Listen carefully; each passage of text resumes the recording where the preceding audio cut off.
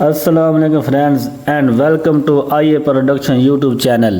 ناظرین محترم، پاکستان کی عسکری تاریخ اپنے فوجیوں کی شجاعت اور بہادری کی لاتعداد بے مثال داستانوں سے بھری پڑی ہے۔ شجاعت اور بہادری کی ایک ایسی ہی داستانوں میں ایک داستان شان حیدر پانے والے میجر طفیل محمد شہید کی بھی ہے، جس کی غیرت نے ارض پاکستان کا 1 انچ علاقہ بھی اپنے دشمن کے قبضے میں دیکھنا گوارا نہ کیا، اور جب تک دشمن سے اپنا کھویا ہوا علاقہ نہ چھڑوا لیا چین سے نہ بیٹھے۔ پاک فوج کے اس مجاہد نے وطن عزیز کی حفاظت کے لیے اپنی جان کا بھی بے لوث نذرانہ پیش کرتے ہوئے وطن کے دفاع کا ایک عام فریضہ سر انجام دیا۔ میجر طفیل محمد 1914 میں مشرقی پنجاب کے علاقے ہوشیار پور میں پیدا ہوئے۔ 1943 میں فوج سے وابستہ ہوئے اور مضبوط اعصاب اور پختہ ارادوں کے مالک انسان تھے۔ ناظرین محترم، 1958 میں بھارت نے رات کے اندھیرے میں سابقہ مشرقی پاکستان کے ایک گاؤں لکشمی پور پر قبضہ کر لیا۔ پاک فوج نے دشمن کے قبضے سے اپنا علاقہ آزاد کروانے کے لیے میجر محمد طفیل کا انتخاب کیا۔ میجر طفیل محمد اس وقت 16ویں پنجاب ارجمنٹ کی بٹالین کے کمپنی کمانڈر تھے۔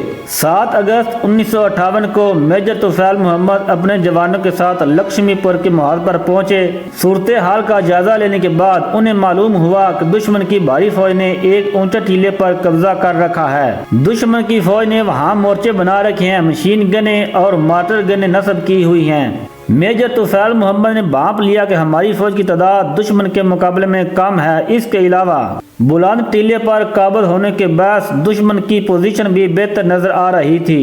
میجر طفیل محمد نے دشمن کے ہزاروں فوجیوں کا مقابلہ کرنے کے لیے اپنے 75 بہترین جوانوں کا انتخاب کیا اور ان کو 3 دستوں میں تقسیم کر دیا۔ انہوں نے اپنے ماتحت محمد اعظم کو اپنا نائب مقرر کیا اور دستے ان کی نگرانی میں دیے، جنہوں نے 2 اطراف سے حملہ کرنا تھا، اور تیسرا دستہ میجر طفیل محمد کی قیادت میں تھا، جسے لمبا چکر کاٹ کر ٹیلے کے پیچھے سے حملہ کرنا تھا۔ حملے کے لیے صبح 4 بجے کا وقت مقرر ہوا، جسے پہلے رات کے اندھیرے میں اپنے ہی ساتھیوں سمیت دشمن کی طرف بڑھے۔ 25 جوانوں کے دستے کی کمانڈ سنبھالے ہوئے میجر طفیل محمد دشمن کے مورچے کے بالکل نزدیک پہنچ گئے۔ دشمن کو جب اندازہ ہوا کہ حملہ ہونے والا ہے تو اس نے اندھا دھند فائرنگ اور مشین گنوں سے گولیوں کی بوچھاڑ کر دی۔ پاک فوج کے سپاہیوں کی طرف سے اللہ اکبر کی آواز بلند ہوئی اور مارکے کا آغاز ہو گیا۔ میجر طفیل محمد سب سے آگے تھے۔ انہوں نے سب سے پہلے دشمن کی ایک مشین گن چوکی پر دستی بم پھینکا اور اسے ہمیشہ کے لیے خاموش کروا دیا۔ اپنی تباہی کا یہ منظر دیکھ کر دشمن کے ایک فوجی نے دوسری مشین گن سے گولیوں کی بوچھاڑ کر دی۔ میجر طفیل محمد اس کی زد میں آ گئے اور 3 گولیاں ان کے پیٹ میں لگیں۔ اس کے باوجود انہوں نے یہ ہرگز محسوس نہ ہونے دیا کہ وہ شدید زخمی ہو چکے ہیں۔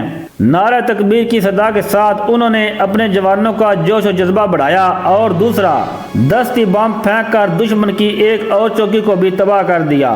دشمن نے بھی جوابی حملہ کیا، جس کے نتیجے میں ان کے نائب محمد اعظم شہید ہو گئے اور میجر طفیل محمد تمام جوانوں کے تنہا سالار تھے۔ وہ مسلسل اپنے جوانوں کو ہدایت دیتے رہے اور ان کے حوصلہ بڑھاتے رہے۔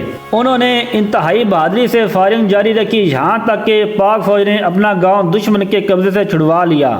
بھارتی فوج پسپا ہو کر بھاگ کھڑی ہوئی۔ میجر طفیل محمد زخموں سے چور ہونے کے باوجود اٹھے اور زخمی جوانوں کی دیکھ بھال کرنے لگے۔ زخموں سے بہت سا خون بہ رہا تھا، مگر اس مجاہد کے حوصلے اب بھی جوان تھے۔ پاک فوج کے اعلی افسران کی آمد پر میجر طفیل محمد اٹھے اور سالوٹ کیا اور کہا، سر میں اپنا فرض ادا کر چکا ہوں اور دشمن بھاگ چکا ہے۔ یہ کہہ کر وہ گر گئے اور ہسپتال پہنچ کر شہید ہو گئے۔ ڈاکٹروں نے اس بات پر شدید حیرت کا اظہار کیا کہ وہ پیٹ میں 3 گولیاں لگنے کے باوجود نہ صرف 5 منٹ زندہ رہے بلکہ لڑتے بھی رہے۔ بہادری اور جانثاری کے اس عظیم کارنامے پر انہیں نشان حیدر سے نوازا گیا، جو پاکستان کا سب سے بڑا فوجی اعزاز سمجھا جاتا ہے۔ اس عظیم جان باز سپاہی کی یاد آج بھی ہمارے دلوں میں زندہ ہے۔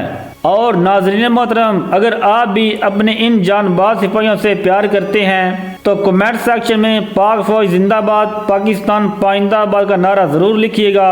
اب تک کے لیے اتنا ہی۔ مزید معلوماتی ویڈیوز کے لیے اجازت دیجیے اور اپنا بہت سا خیال رکھیے۔ اللہ نگہبان۔